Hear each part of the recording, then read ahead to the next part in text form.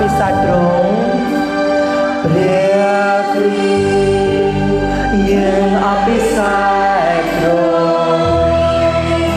យើងប្រកាសទ្រង់ជាស្ដេចទ្រង់ជាស្ដេចសូមគង់នៅសូមគង់នៅកណ្ដាលចរណយើងលើកទ្រង់ឡើងដោយការសរសើរពេលយើងថ្វាយបង្គំពេលយើងថ្វាយបង្គំសូមតារៀងឡើងសូមតារៀងឡើងពេលយើងថ្វាយបង្គំសូមតារៀងឡើងពេលយើងថ្វាយបង្គំសូមតារៀងឡើង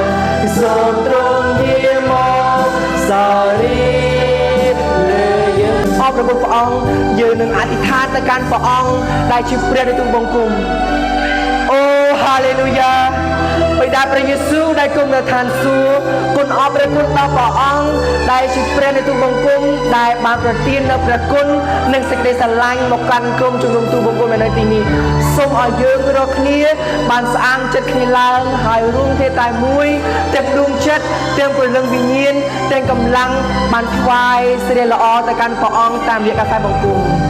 ហាឡេលូយ៉ាគោលទសរដំណើរព្រះអង្គជាព្រះដ៏អស្ចារ្យនៃទូលបង្គំដែលគង់នៅឋានសួគ៌ព្រះអង្គជាព្រះដែលមានព្រះជន្មរស់ព្រះអង្គជាព្រះដែលសង្គ្រោះទូលបង្គំចេញពីអំពើបាបសូមឲ្យទីនេះកន្លែងនេះភូមិនេះជាទីបញ្ចេញពរជាការបង្ហាញពីសេចក្តីស្រឡាញ់របស់អង្គព្រះយេស៊ូវពេលថ្វាយបង្គំពេល